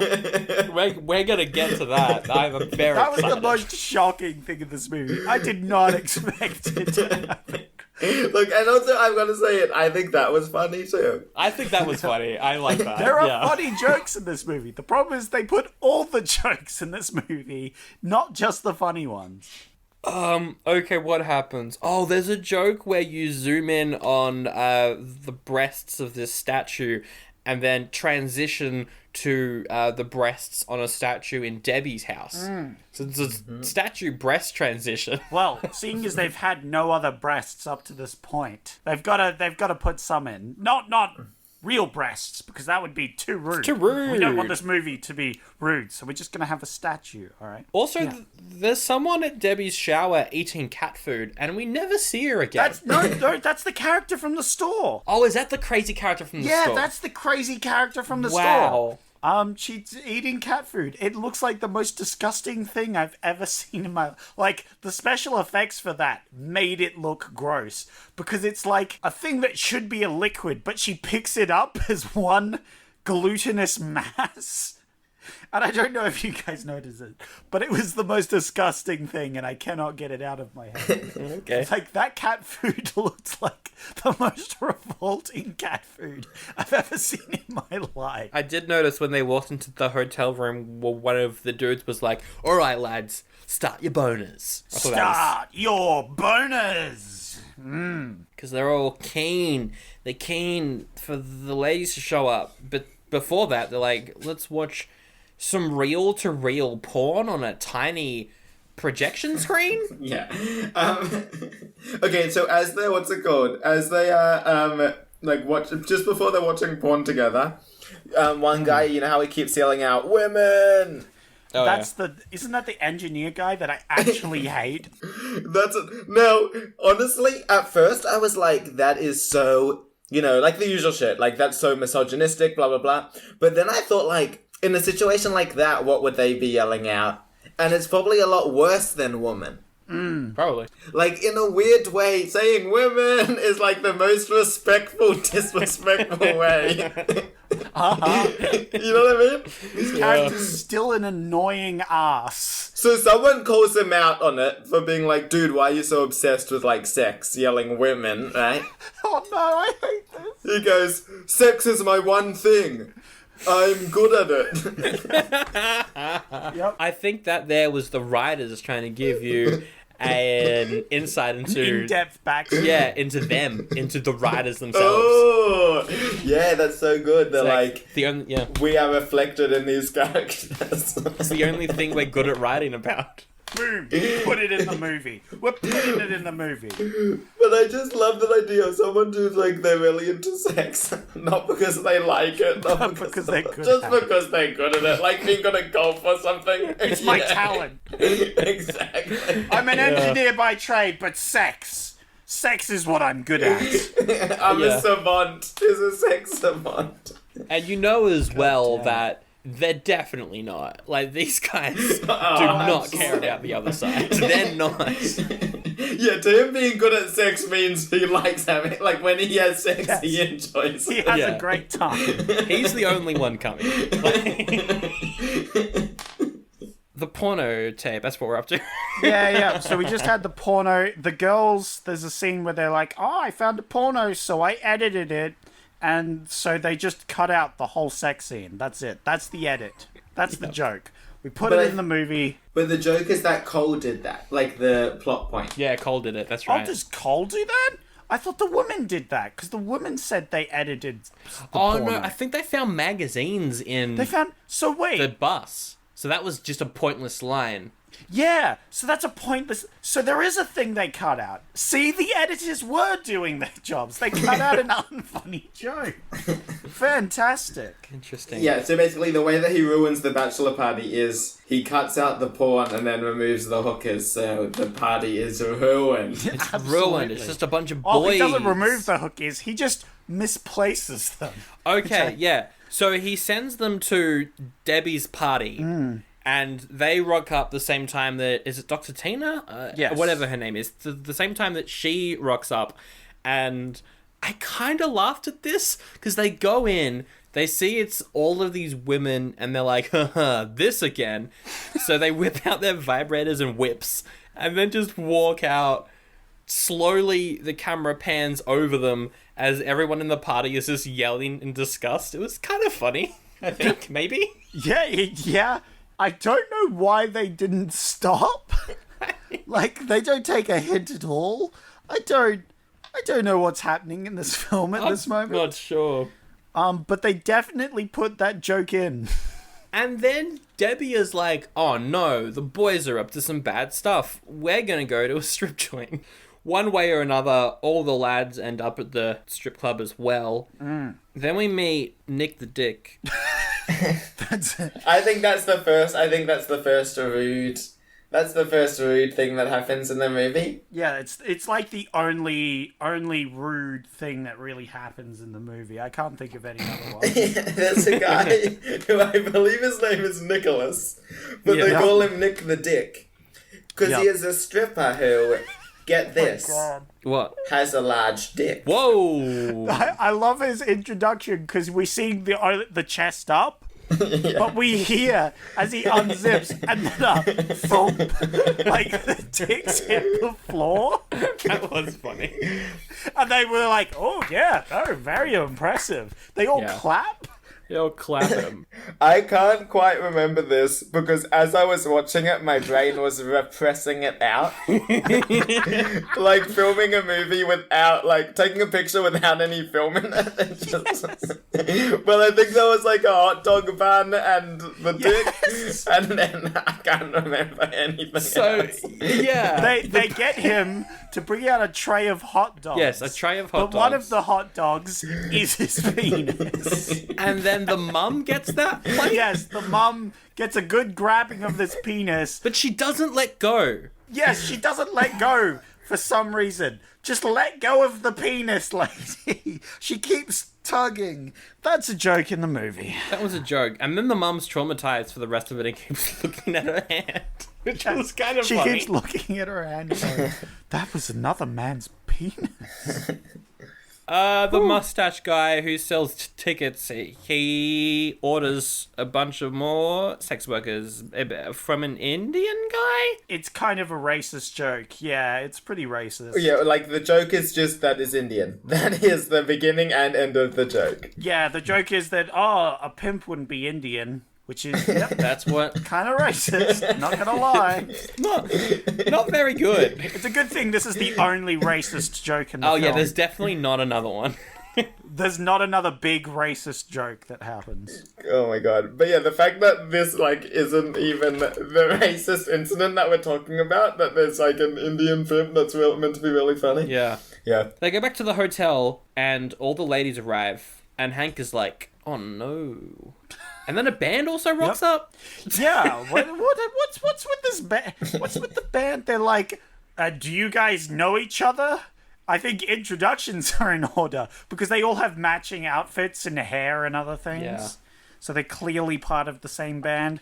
I don't know what's happening at this point. I'm not gonna lie, I may have tuned out to the actual plot that was. There's no going plot. on. There's no plot for the rest of the film. The rest of the film is all pranks. Yeah, it's just, okay, now we're at a party, how many non-rude jokes can we put in? Okay, well, how about this? The brother just got laid. He sees Hank and he's like, go get in there, brother. She's all ready for you. That's not a rude joke. We can put that in. Yeah. How about, okay. So we have this guy, the ticket seller guy. Yeah. He's a bit of a nerd, bit of a dweeb. He can't get any girl to go with him. But from across the room, and dramatic music will play, he sees this beautiful woman across the room, and he falls instantly in love. Anyway, he goes and bangs them, and then they come out of it. And Tom Hanks is like, good job. And he's like, yep, I'm going to get married now. Then it's shown that the woman is actually a man because he pees in a toilet. I mean, it was going to happen either way, I think. Like, that sort of joke is in every single party film. Yeah, that's what I wrote there. It's just like, how could there not be a trans joke in there? Like, when I saw it, I was like, oh, of course they had to do this. Like, Yeah. do you know what I mean? Like, it's sad, but like, I guess... in some ways, it was even expected that there'd be, And it was almost really sweet because it did seem like they really liked each other, and then he found out, and it was like, okay, great. No, never mind. You're not going to do something nice. Yeah, and now he hates this now. Yeah, and then there was another joke, which also was terrible, at least had a little bit of self-awareness, which it was like a guy goes, I wish I had someone I could really respect. Hey, look at the cans on that bimbo. Yeah, that was a good joke. Yeah. Like, that's a joke I can expect. And people might say, like, I don't know, someone might be listening to this and being like, oh, this guy's no fun, doesn't like any of the jokes. But it's like, look, that joke is super rude, and you get everything you like out of it, but at least the joke is him. Yes. Right? That's the joke. The joke is the bad guy. Because that's the problem with a lot of these movies, and it was the same with Splash. The jokes are just punching down. It's like, come on, what are you doing? And that joke, at least, the joke was him. So yeah, you're right. Like, yeah. Yep. Like, yes, he's being super disrespectful. He gets his cake. You get your cake and eat it too. He gets to be disrespectful, but at the very least, yeah. Yeah, sweet, the sweet. movie's like, haha, he's an Yeah, idiot. exactly. Oh, okay. This next scene, it's some of the weirdest. Yeah, look, let's just get into it. So, his friend tells Tom Hanks that there's someone called Tracy Oh, no. who was a high school or maybe university crush or something. Anyway, she's waiting for him in the bedroom. And so Hanks is like, oh, I promised Debbie, but it's Tracy, man. What am I gonna do? Gotta get that Tracy on. So what does he do, Jake? What does he... Okay, so let's just confirm quickly. Yeah. So basically, the guy's getting married. So his friend is like, oh man, before you get married, Tracy used to like Tracy in like high school. I called Tracy up and she came here and she wants to have sex with you before you get married. Yeah. Yep. Now, can I just say, this is a pretty unrealistic movie. What? Since when? But I don't think... No. No. I'm gonna say it, guys. I don't think that's a realistic thing that would happen. Unbelievable. How could you say that? How could you say that this is an unrealistic movie with so many jokes in it? It's unrealistic that your high school crush would be like, oh, well, before he gets married, I better drive there and get into lingerie and sit on the bed. Yeah, you're right. Look, but at least we can have the joke where he's looking at her completely naked and is like, oh no, should I do it? And then he sees Debbie, the nun from the start of the film, and also his brother, just superimposed on this lady. What was it the brother said? He's like, look at these knockers I have. Yeah. Or whatever. That's what the guy says. It looks so weird. God. Also, all the kids are in there. Oh yeah, the kids from the start are going like, yeah, do it.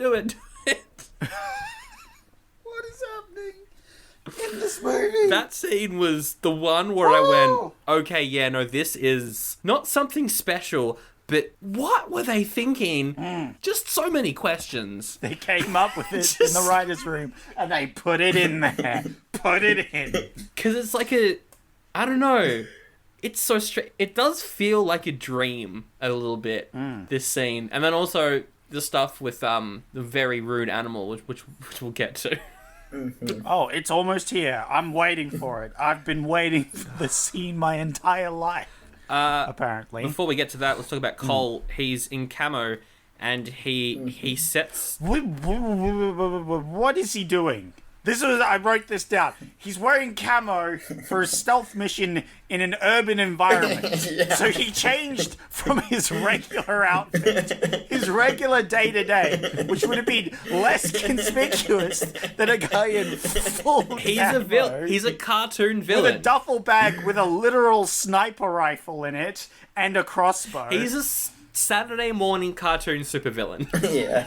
Yes, he is. He is, just in every aspect, which is so bizarre. So his plan is he goes to the room that's opposite the room where the party is in, so we can look through the windows. Absolutely. He aims his crossbow, and he's going to kill Tom Hanks? Yes, he's going to murder Tom. There's a lot of near death that happens in the next couple of scenes. Yeah. But of course, what happens is he fires just as Tom Hanks moves out of the way, and he shoots next to the head of the Indian pimp, who's like, guess I gotta bring in the muscle to get my ladies back. So that's great. Yeah. Mm-hmm. Meanwhile, Debbie and her friends, they dress up as sex workers, and they go undercover. Yeah. And they're in the elevator where the pimp's muscle shows up and is like, you, the ladies? And they're like, yeah, of course we are. This is what we do.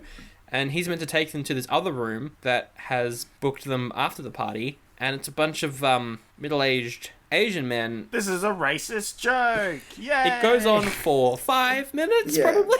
Yeah. Well, it's not just racist, because it's like, the joke is like, is there any, like, because these guys are gonna, like, I guess, like, rape the woman? Yeah. But it does have the worst line of all time. They managed to top the previous line of all time. So, some Asian businessmen are chasing around some sex workers.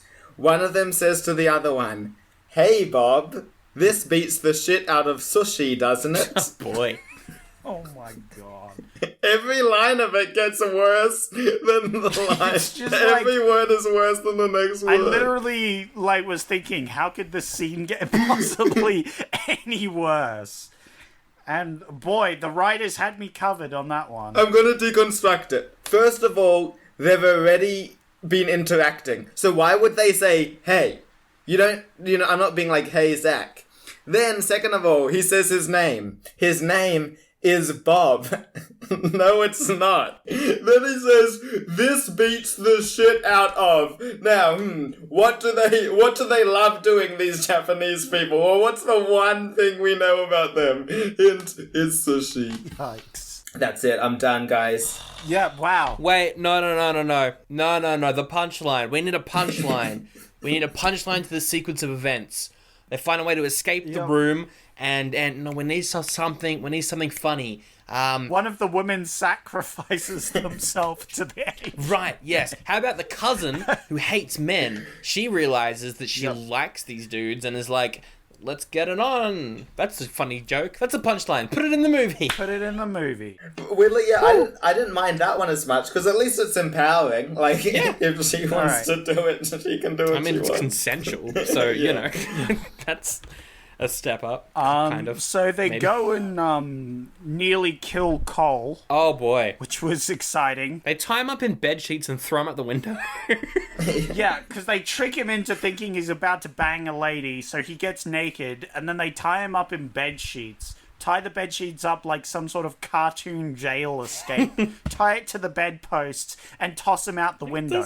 He's hanging like several stories in the air by mere bed sheets. I was like, is Cole going to die? First, he was shooting crossbow bolts at the main characters, so they could have died. Now he's hanging several stories in the air. Is he going to die? Is someone going to die in this film? I'm just waiting with bated breath. This is an R-rated film, after all. Surely someone gets, splattered on the pavement. And it's R-rated. It's not rated R for being rude. It's rated R for murder. I'm realizing now, though, so after that thing about, from here on in, it's actually kind of a good ending, I think. Mm-hmm. From here, I kind of like the movie from here. Oh, yeah. Yeah. They stopped, horn shoeing gags in and actually just had good gags. Yeah. Because there's, a plot that happens, because they have to chase Cole and exactly. Things. Things are happening that are not gags. And also, it's the Bachelor Party. It's the point of the movie. Yeah, we got there. Not the 40-minute introduction, which was just a bunch of bad jokes. An hour. Yeah. It's just, Love it. So he's hanging, and of course, there's people in the room that he's hanging next to, and he's like, "Oh, I'll just open the window, let in some air or something." There's a beautiful moon out tonight. Oh, right. Yes, of course. Yeah, that's pretty funny. And he opens the curtains, and it's the guy's ass. What I realize is the jokes that I like are about this guy's bum in particular.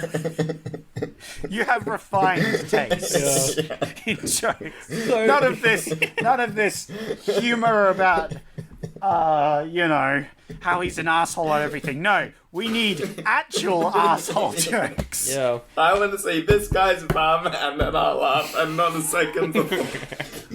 Okay. Well, then you're in luck, because the couple, they run screaming out of the hotel room, go to the car, and then they're about to kiss. Okay, how did they not figure out the trajectory of this joke? I get this is a joke that it's the same characters, but why isn't it different characters? Because surely they would know there's a person hanging from a window or something with their moonshot. Surely they told reception or something. Surely they wouldn't go to their car, which they know is underneath this person, then open up the sunroof or whatever to bring in some fresh air so that they could comically kiss this guy's ass as he falls from 5 stories or whatever, breaks his spine so they can kiss his ass. I don't know what's happening in this movie anymore at this point. This is where they bring in a donkey, but that's besides the point. The scene is dumb. I thought it was pretty funny. I thought it was a good haha joke. Yep. They kiss Cole's ass because they open up a sunroof right underneath where he fell. And then both of them get one cheek each. Yeah. Yeah. I got one cheek each. It's a clean spread. Also, I like that it's not like a cartoon bum. It's very realistic bum. It's very hairy, like Yeah. sudden very hairy. Which in the scene beforehand, we saw his bum was not that hairy yeah. because we saw his actual bum. Yeah, you're not wrong there, hey. I wonder which one was the real bum. You're assuming it's the second one. Yeah, the one where his torso is attached, or the one where we just see his very hairy bum. You can make a case for both of them. Don't know. Who knows? It's a mystery. We will never know until we ask the guy. Send in your emails. Tell us Yeah. which bum Yeah. is real. So just when you thought this movie wasn't an acid trip, they bring in a donkey. Woo. And, Oh my god. It gets weird. okay, so not only do they bring in a donkey, they bring in a donkey dressed as a donkey because there was this convention happening downstairs where a bunch of guys were in a donkey suit, and they're like, we need to sneak the donkey into the room. Let's dress the donkey up as a donkey. And then they bring the donkey into the room and then pull the fake head of the donkey off the real donkey's head.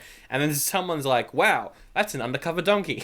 Yep. It's great. And then... Then they have a stripper dancing next to the donkey. Yep.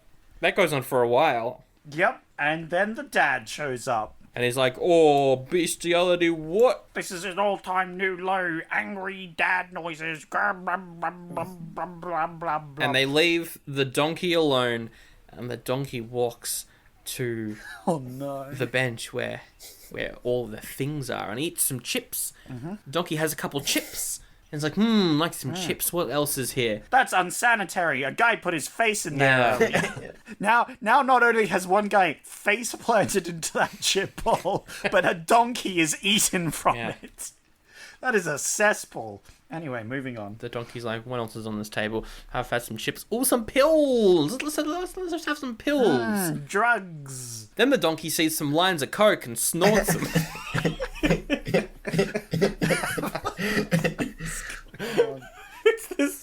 It's this fake, I think it's felt? I don't know. Very fake donkey head, just snorting lines of cocaine. Yeah. So, I have several questions. One, why does the donkey know how to snort? Yeah, exactly. Like, I get eating the MDMA or whatever. Is this a regular thing this donkey does? Does he go to bachelor parties and snort cocaine? Yeah, his technique was impeccable. It was impressive. He knew exactly what to do. Yeah. But yeah, you guys know, like, the line, like, oh, enough drugs to kill a horse? Yeah, wow. It's funny you should mention that. Because the donkey goes crazy. He goes nuts! He goes insane. His tongues are waggling everywhere. He's going, "Rah!" Everyone's like, whoa, the donkey's going crazy. And then the donkey goes belly up, just collapses. Donkey dies. And I was not expecting the donkey to die. Like, it's just a dead. The guy's like, oh, nope, that donkey's dead. The dead donkey. And so what do? What? They put the donkey belly up in the elevator, and then we get 3 scenes of people walking into the elevator and seeing the donkey. Because there's another rule of these riders, which is, generally this actually is a good rule for comedy, which is if you have a fun, like if you have a setup, try to get as many punchlines as possible. Yeah. Like around 3 at least. Yeah. It's a funny joke. I did not expect the donkey to die, though. I'm like, oh, they killed off an animal in this film. I guess, look, it's not exactly been a wholesome Christian film.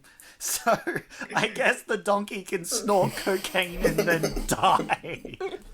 But also That's happening. that like, okay, obviously, I don't want to like condone animal violence or whatever, like that is good, clean fun. It is a good joke.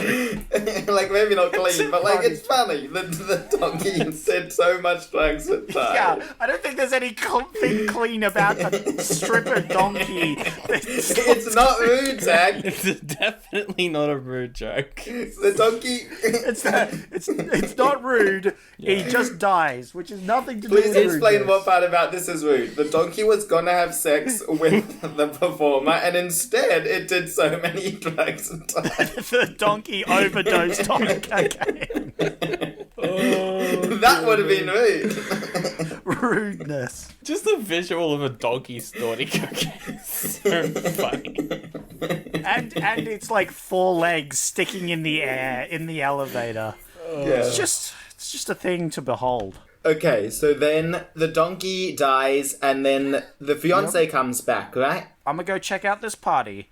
Make sure my soon-to-be husband isn't being a naughty boy. So she goes to the party. Mm-hmm. What's it? The 2 friends, Mr. Ticket Broker and Dr. Boy, they spot her and like, oh no, she's arrived at the party. Quick, we've got to tell the husband. So they go over to him and they're like, oh my god, your wife's here. What are we gonna do?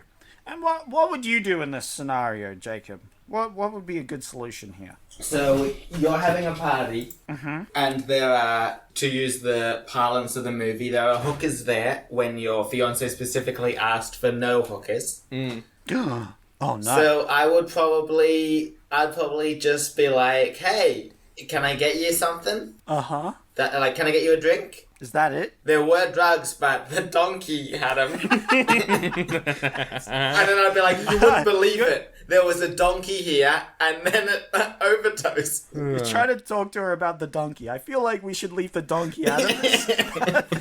And just like, why was there a donkey there? And I'm like, you saw it? Can I get you anything? I think we should try and move past the donkey. The donkey might be a problem. You asked me if my fiance came to the party, what would I do? And my answer is bring up the donkey. Have you seen the donkey in the elevator? That's what I would do, okay? You know what? That might work. I've got a different plan. So what we're going to do is we're going to get the fiance and we're going to get one of my friends to go over, pretend that they don't recognize, and make them go to the bedroom so that the guy can pretend to make love to her and then she can be upset. He's gonna True Lies her. This happened in the movie True Lies. That's where he got the idea except from. do it incorrectly. Yeah, I don't know. He immediately gives it away because he flops on her and acts like a dead fish. Yes, but then she's still upset. I have no idea what's happening. Yeah, well, she's mad. Of course she would be. And then... Yes, but why is he flopping on her? He's not a character. He is a vessel for jokes.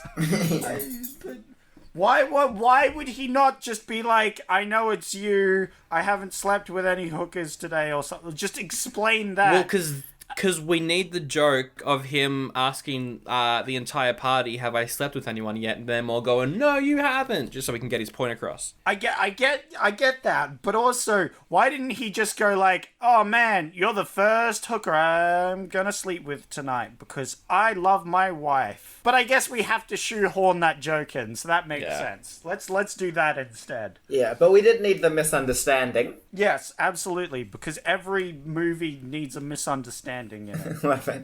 Yes, but I would say though, so Sandra mentioned it, but my favorite part of the movie is when he stands up and is like, have I had sex with anyone in this room?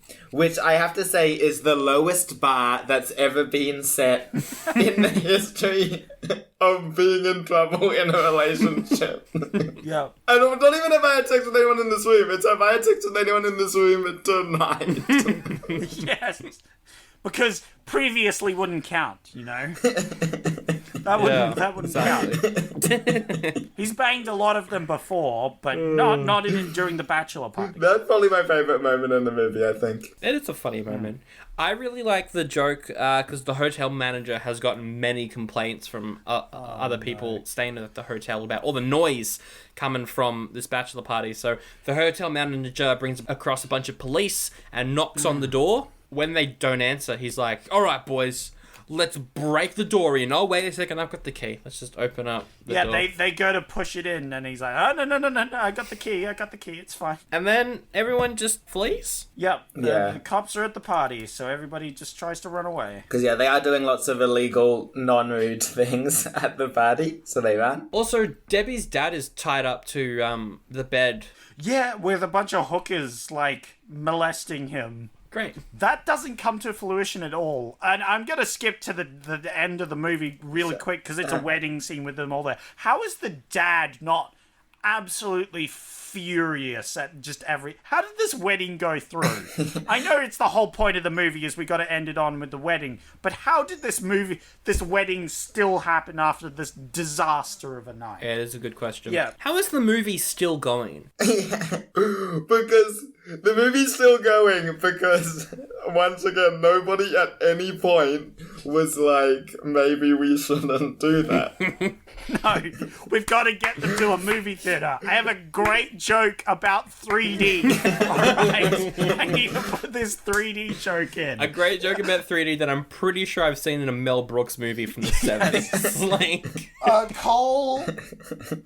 Cole kidnaps the bride-to-be because he's like, well, if I can't have her, no one can, something, I'm the bad guy. For some reason, I have to do this. So he grabs her, runs over to this truck that's laying cones, there's a guy at the back laying cones, kicks out the driver, drops in the driver's seat and speeds off. Meanwhile, the cone layer guy, what a great joke this is, the cone layer guy doesn't notice and just keeps laying cones. While he's chasing in a bus, and they don't even do anything with it. There could have been a cool car crash. I would have liked them to be a delay before they could get the bus, so that the only way they can follow them is by following the cones, the trail of cones. There was a good joke in this setup, but they just, it's the only one that they don't take. It's so weird. Anyway, there's a chase scene, an epic chase scene, where they're driving this bus after Cole, and then Cole drives to a movie theater, and because we need to have a fight scene that matches the movie that's playing on the background. Yeah. Because this is a joke one of our writers thought of. Because it's a 3D movie as well. It's a 3D movie. Oh, 3D, that'll be important for the joke I set up. I told you guys about it. Yeah. Then what happens? Hank runs into the theater, sees that Cole has Debbie, and then they fight. Somehow, not sure how, but somehow it's the exact same fight that's playing out on screen. So whenever he throws Cole into the audience, it's the same as when the guy gets thrown towards the camera and everyone's like, whoa, it's cool 3D. Yep, because there's a random sci-fi movie playing on in the background where a bad guy's kidnapped the girl and the hero's fighting him. So there's a parallel of them. And so all the audience, instead of thinking, why is there a bunch of people from the audience standing blocking my view of the movie? Instead, they're like, whoa, it's 3D. But one of the women is like, I don't know, I've seen better. And then one of them accidentally punches her in the face. And then she's like, wow, whoa, this 3D is pretty good. Well, Jacob, I think what we need now, just to wrap up the whole thing, the donkey died. We haven't really addressed that yet. How about Brad, the suicidal guy, feels bad for letting this donkey die, right? How's that sound? And so he's like, I'm going to end it once and for all. He jumps in the bus and then pedal to the floor, drives straight through the wall of the theater. Yeah, nothing like a suicide/terrorist attack to go out on. He doesn't die though, does he? No, he doesn't. No, he's fine because it's a movie theater wall, so it's very thin. Exactly. It's just the what do you call it? It's just the screen. It's just pretty much the screen at this point. Everyone knows a movie theater is seats and screen, nothing more. Yes, there's nothing protecting the outer layer of a movie theater except a thin veil of a screen. So this bus just careers through at the very climax of the film, and everyone's like, wow, what a great effect, amazing, as the riders pat themselves on the back by having the 3D audience clap them out. Yep. What an amazing End of the film. Well, the wedding, but end of the well, film. and then there's the wedding, because you forgot about the best joke in the film, where they're all at the wedding, and just before the bride kisses the groom, Tom Hanks is like, oh, wait, I've got to make this a special moment. And so he reaches down out of view of the camera, and she's like, oh my goodness, what's happening? And he pulls out a whisk, just like before. He's like, it's okay, we're married now. And then they drive off in the car, and rather than having just married on it, it says just having sex. Because these writers just learned that sex is a thing that two people can do, and they are very excited about it. Bravo. End of the movie. Absolutely beautiful. Now look, this movie might not be very good. It might not have any good characters. Yep. It might only have one good performance. Yep. It might potentially be full of jokes that don't land. I think I had fun with it. I think it was not boring. Okay. Yeah, it definitely wasn't boring. I think that's the best I can say about it. I think I'm still gonna give it an oldie. Oh. Through all those points. Yeah. This deserves an oldie. My opinion on this, there were a lot of jokes. I laughed at several. I didn't for the rest of the movie. It was racist. It was transphobic. It was old. And very sexist. Very sexist. So Oh, yeah. I'm gonna give it a little oldie from me. I don't think that it's possible to give this film a goodie because of all the things you just mentioned, and I agree with you. So, Jacob? Nice. Yeah, I'd say, look, something we've pointed out a lot is that they put lots of jokes in here, right? So if you put in enough jokes, some of them are going to be good. And, like, I do think this movie, if you wanted to cut it up, there would be a few good YouTube videos in it. That's undeniable. But is it a good movie? No, it is not. Is it an oldie movie? Yes, it is. Absolutely. But donkey snorting cocaine and dying will always... I'll never be able to say that with a straight face. And I'm gonna say it. Two people in a car with an open sunroof, leaning in to kiss each other, and a man's bare bottom falls, and they kiss the bottom. I think that's funny. Look, Yeah. that may be childish humor, but it's our humor. It's one of those movies that it is like, we would never have watched it if it wasn't for this podcast, and we would never recommend it to anyone to watch outside of watching it for this podcast. But I don't hate that we had to watch this one. Yep. Because there is some stuff in it that, the donkey, I'm glad I've got a donkey sniffing cocaine in my life. I'm glad that I've witnessed that. I'm glad that I witnessed him boss as well. Before we pitch sequels, there is a sequel. No. It came out in 2008. What? It's a direct-to-DVD movie. It's called Bachelor Party 2, The Last Temptation. I think it's different characters, but it's the director and Pat Proft. So Neil Israel and Pat Proft, they returned to write it. So it's the same writers. It looks awful. All of the reviews that I found were like, this shouldn't exist. But I love that because the franchise, it's not I get calling something blah blah Chicken Run 2 or whatever, because Chicken Run, people know what Chicken Run is. But why call this Bachelor Party 2? 30 years later. But anyway, time to pitch sequels. What have we got? I've got a sequel. Please. We're in a dark, shady room where we're looking at the view from a character's point of view. He's looking down at a statement. It says father or like name or whatever, deceased. It pans out and we see this donkey looking at this deceased notice from his dead father. He's crying tears. He's like, "No, Papa, not to my father." And then the wife comes in, his mother, and is like, "It's okay. You'll be brave and beautiful like him one day." And we follow this donkey throughout its life, its hardships of living up to his father's name, you know, always being picked on. It's like, "Oh, how's your father doing?" Other things, you know, by the asshole villain character. And he goes through his struggles in life, but he can't handle it. And he picks up the bottle, you know. He starts drinking. It's terrible, you know. But that's when he finds this girl. And this girl is wonderful. The best girl he's ever met. Oh, no. And she stops him from drinking, stops the smoking, stops all these things. And it's like, it's okay. Your dad would be proud of you, that sort of thing. But then one night, a terrible thing happens. Terrible, terrible thing. She snorts cocaine and dies. What? That's the twist ending? Best Picture winner at the Oscars.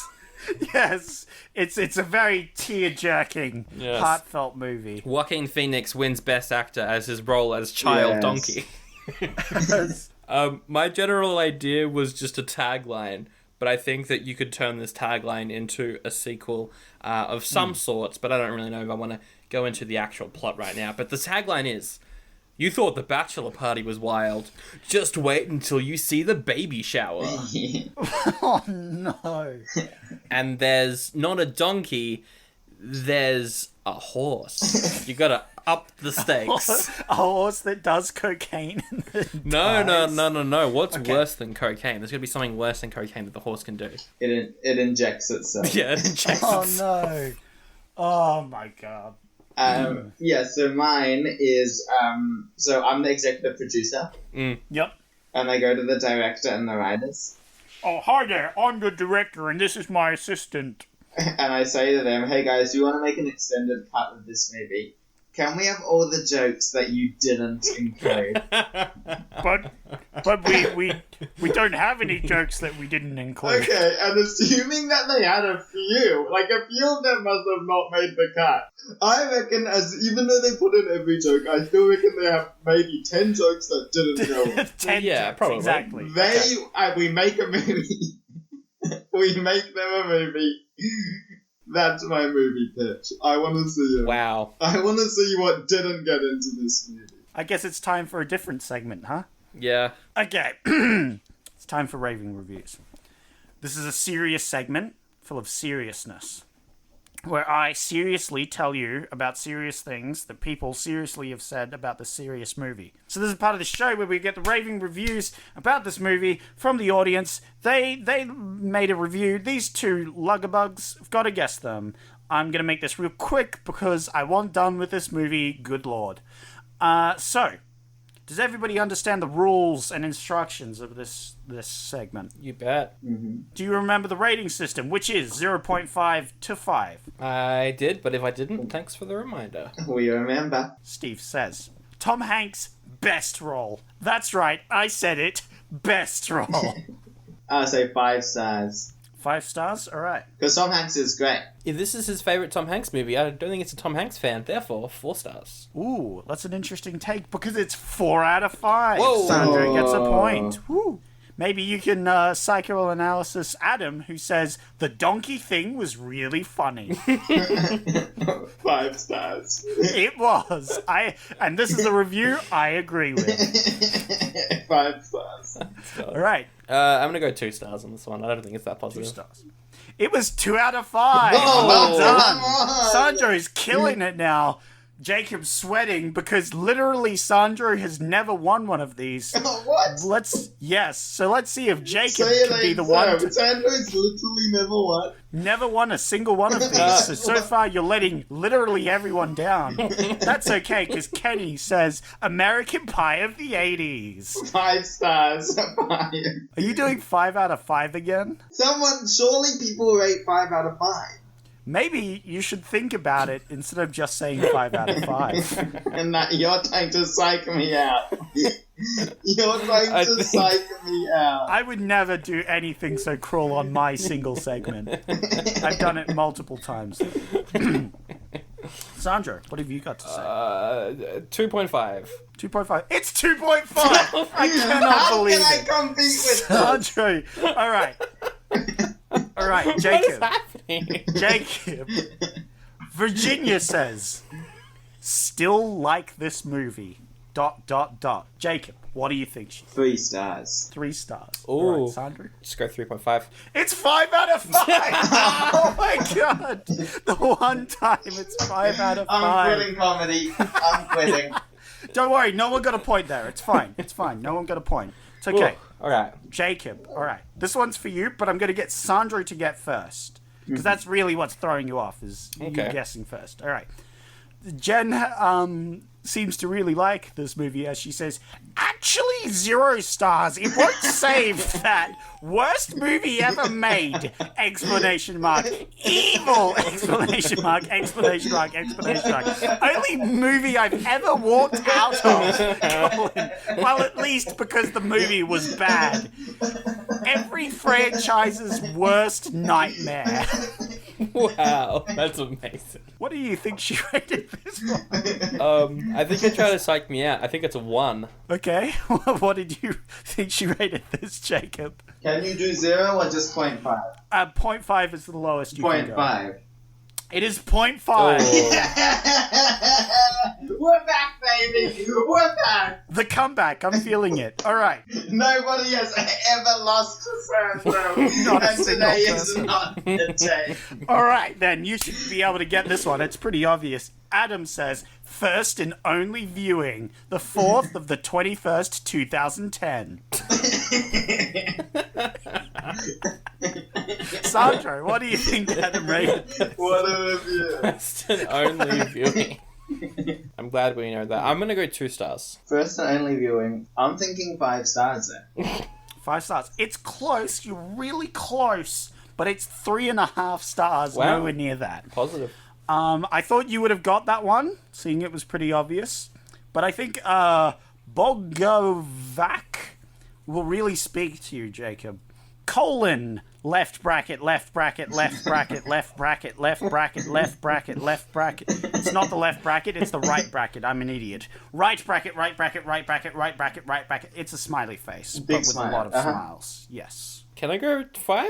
I'm going to go 5. So Sandra's going 5 out of 5. Jacob, what are you going? 4.5. It's 4.5! Whoa! I cannot believe it. Come back. Ooh. What's the score? What's the score? I'm on 3, you're on 2.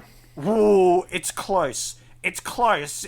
You have to get the highest points, otherwise it's a tie. So as long as you draw with Sandro, he will keep his never won streak. Yeah. So So wait, you've got- to confirm, Sandra's on 3, Yeah. I'm on 2, and how many more questions are There is one question. Okay. Paul says, 3 stars for Hank chasing after his girlfriend with a Oh, whisk. no. there? 3 stars. 3 stars, love you. Okay, 3 Jacob's stars. got Oh, 3 no. stars. Sandro, what do you think Paul rated this? He says 3 stars for Hank chasing after his girlfriend with a whisk. 4 stars because it was 1 star plus 3 stars for that scene. 4 stars, lock it in. It's 3 out of 5. It's a draw. And Jacob brings it back. Brings Once it again, he's back. not letting the team down. That's it. We're done with this. This is... I'm going to give you my favourite quote before Sandra can say anything. I know we've got to pick the movie, but I don't care. I'm going to say, Paprika! That's it. I'm done. I don't give a shit. Done with this. Zach's just left. Zach just quit the podcast. Well, Sandra, I'm excited to see you as my co-host on the podcast next week. Now that Zach has quit. Hang on 1 second. There we go. This is how we're going to fix the show. Hello? Oh, hey, is that, Zach? Yes, this is Zach. Hey, my co-host Zach just abandoned me on this show that I do, Oldie Goodie. I'm looking for a new co-host. Are you available? Yeah, sure, I can do it. Sweet, yeah. Sandra, I'm right here. Just make sure that you don't tell Jacob that I asked you before him. Okay, cool. No worries. I'm coming in. All right, sweet. I even offered. What a wild episode this has been. Whoa, hey guys, how's it going? I'm Zach's replacement. This is Canada Zach. It's Zach, but it's from Canada. Hello there, friendos. It is I, Canadian Zach. How's it going, horses? Wow. Well. We're well. Excellent. Well, Flown down all the way from Canada. Boy, I love the maple syrup. this is gonna be our longest episode, but thanks for listening this week. Woo! The Oldie but a Goodie. If you like the show, tell a friend. Recommend this episode if you want. Honestly. There's Instagram, Facebook, email, all in the description. Is there anything else we've got to plug, Zach? I think that's it. I don't know. I'm new to this show, you know. Jacob, is there anything that you want to plug? Yeah, if you like sketch comedy, Paul Noodle PhD candidate. If you like improv comedy, Will It Juice. All your stuff, yes. Zach, pick next episode. You got two options. New Zach, are you ready? This is a big responsibility, new Zach. Yeah, sure. I don't know why I'm going slightly German, but yeah. That was very strange. You got two options for next week. One of them is called The Last Starfighter. It is a sci-fi where a teenager who is a gamer is recruited by a bunch of aliens to fight in their space war. It's basically Ender's Game, but with less genocide. I've seen this movie. Okay. I'm not kidding you, I've seen this movie before. It's really bad. I saw it on TV. Oh, really? I remember it vividly. It is awful. The other option is The Muppets Take Manhattan. It's the third Muppet movie. Sees them graduate from college, and then they go and try and sell a musical that they've written in New York. Wow, So- that sounds great. I've been to New York because I live up in Canada. And that's really close to Manhattan, so I've been there. So I'd love to see what the Muppets are doing there. I'll take that one. Wrapping it up with our favourite quote. Canada Zach, not actual Zach, previous Zach, ex-Zach, old Zach, dead Zach. Yeah. He had his favourite quote that he said before he quit. Did you have a different one? There's just a big note here written down that says, if I was a baby, that baby, I would breastfeed till I was 17/18. Don't know what that means. I've got a quote here that says, what meat would be complete without a little bit of dead meat? That's right, America's favourite food, dead animal flesh. Women! Great quote.